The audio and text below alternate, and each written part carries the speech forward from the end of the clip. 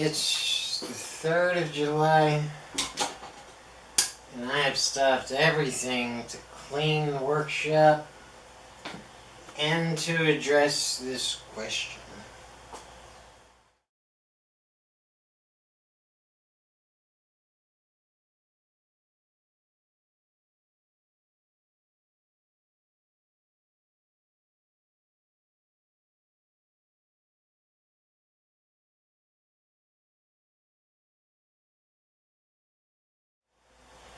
So we're gonna kill 2 birds. Poor birds. You know, this is really nice in here when it's clean and organized, and just can't keep it that way. For a lot of reasons, this is an interesting subject, and I read it. I just sat down and went outside, smoked a cigarette, and thought about it. And then my mind just started racing with how to address this question, because there's branches of it, and we could sit here for a week discussing the ego of a pool player. And someone that we all know, whether you love them or hate them, kind of put things in perspective, but he only told like half the story. And the quote is, "Show me a man without an ego, and I will show you a loser every single time." There's a lot of truth in that, but it only covers one aspect of the issue. If you don't know how to work your own ego, and if you're dealing with a fake-ass ego, it can get you in an awful lot of trouble. And I mean big-time trouble.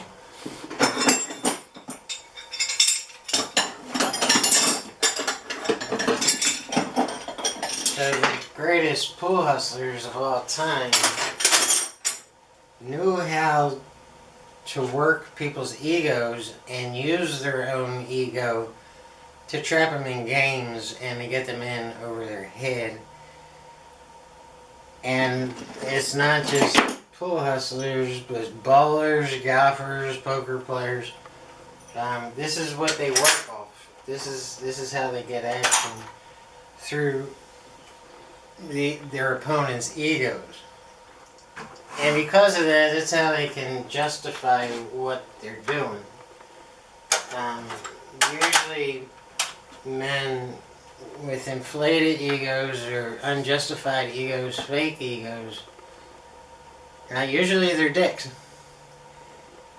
And they think they're something that they're not, so the hustler uses that aspect to get them trapped in games and to get their money. So I'm just crossing that path as one aspect to what Tyler is saying, and I know exactly where he's coming from.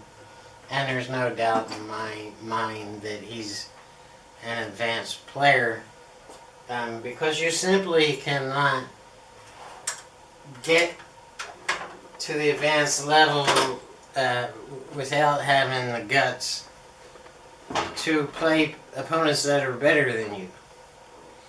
And by taking your lumps, and by getting things through your head like not being reckless, not being sloppy, playing smart. This is how advanced pool players get there. And nobody likes to lose, and especially them, so they'll keep on coming back and firing at you. And what happens is they lose money, they lose confidence, they lose faith in themselves, they go through all this garbage, but they keep firing back. And this is the heart it takes to be a great pool player. Because as long see, what happens is most of them die. They go overdose somewhere on cheap heroin. But every once in a while, there's somebody that comes through, and he suddenly beats that guy one night, and that's when their game explodes. Now they have the confidence that they've always needed to take their game to another level. And unfortunately, the opponent that they beat usually won't play him anymore, because he wants a couple more bucks than, he wants to come out ahead, when that's not really the agenda of the guy that had the heart to stick with him and to keep coming back and keep firing back and keep trying to, you go home, you try to improve your game, you gain the confidence back, and you come back and you're a little bit better. And each time you play this guy, you're a little bit better. And he sees you as a bank account, but you see him as a vital step to improving your pool game. And this is what it takes. The guy that is afraid of the better players than himself, he never gets there, because all he plays is a bunch of bangers they're not challenging him to be better, to go home and work on it. And so, yeah, it's all an ego issue, but this is where an ego can help you if you have the balls to do it. And if you're convinced that you are improving. But that's rare. So, in Tyler's thing, should he go back and put a whooping on all the guys that beat him? And you're in a good position here to go back and play like you used to play and get the bet rate and take them all off. Quietly. You can do it like that, or you can just bust through the doors and they'll probably play you because they want more of your money. And take it all off in one night. If you play it right. But see, you gotta separate ego from business, ego from money, ego from smart, and ego from stupid. There's a fine line between ego and stupidity. And it's real easy to get on the wrong side of that line.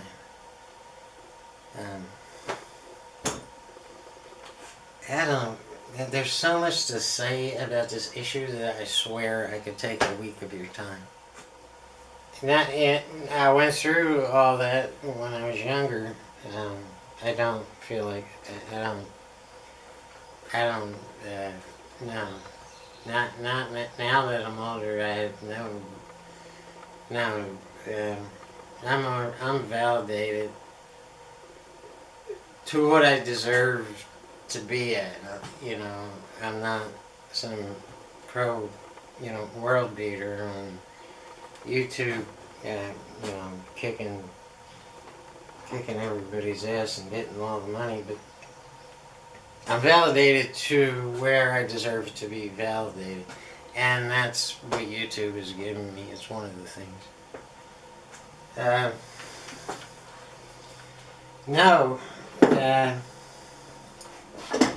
But I used to feel that way when I was young, so I know exactly where you're coming from. But I didn't play a lot of, of the shortstops. I knew where I could compete at. So I always tried to play guys that could give me a game. And I beat most of them. And for all those years, I wanted to keep going back and proving to them that I can beat them. But none of them ever gave me that. Well, I don't know. I can't say that. You never get the validation that you're looking for. Pool fans are... It's like you gotta be effing to get validated in the pool world. There's a lot of jealousy, a lot of adolescent immaturity. But you know, it goes back to their ego, and when you can use your ego to work for you and play against their ego, you can make, well, I used to be able to make a lot of money, but everybody got knocked on the World Wide Web. Yeah. No, I don't feel that way anymore. My next stop is to go pro and up my game again, and every day I think I get closer to that.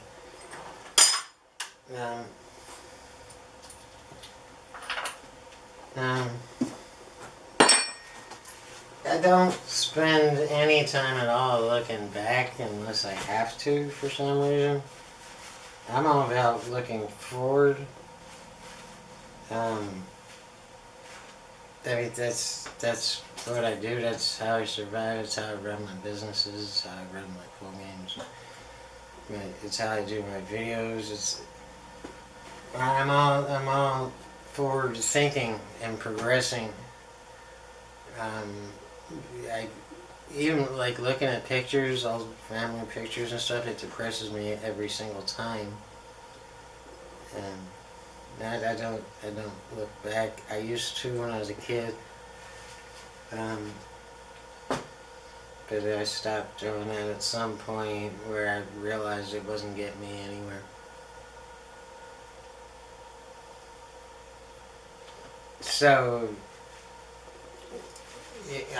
I feel no desire to go back and get myself validated through guys who are really in no position to validate anybody.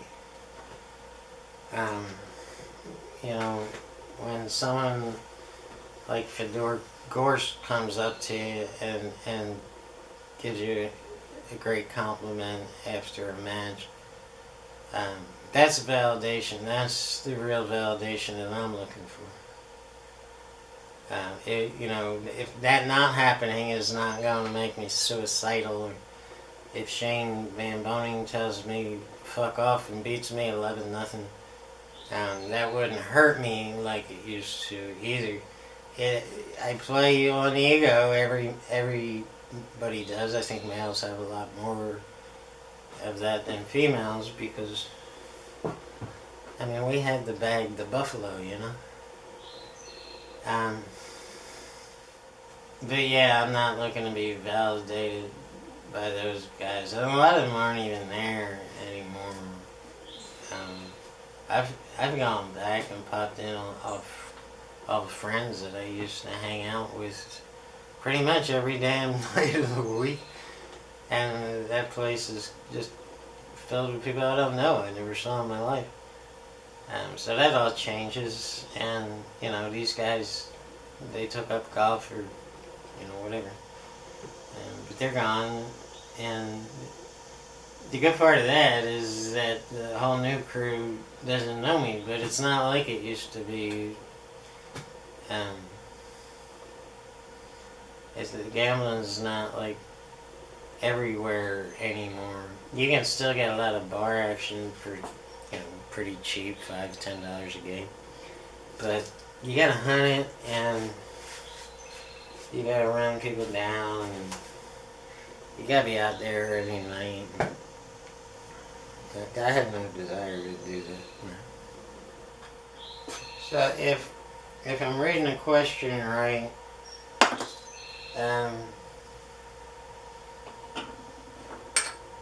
I think you're thinking wrong. I think if you want to make a couple $1,000, you should go back and dump off and then take them all off. But that's what I would do in the old days. It's not what I would do today. Let them find out themselves. It's a day of the internet. Everybody knows everybody's business. There are no secrets. So just know that you could go back and get their validation, and you're still gonna get pretty much nothing for it. What you should be doing is taking everything you learned from the old days and applying that to go on and still play guys that are better than you. I don't know what level you're on, but let's say you're a shortstop, and now you should be trying to validate yourself with other shortstops, with road guys, and competing with them and doing the same thing. Or getting to the point where you can whoop them, and your next stop is the pro player, and then you're gonna think back and should I go back and take off all those shortstops that got me? The answer is no, man. You got your hands full as a pro player, trust me. So now you're looking to get validated on the pro level. So just use what you learned and keep going. I wouldn't go back, but I know it was a temptation of doing it. And,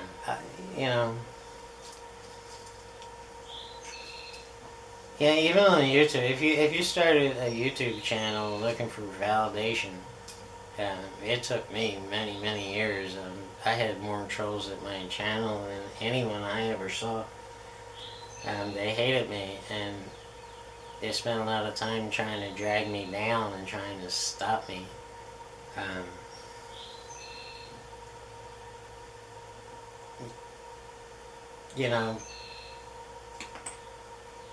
Just keep pushing through.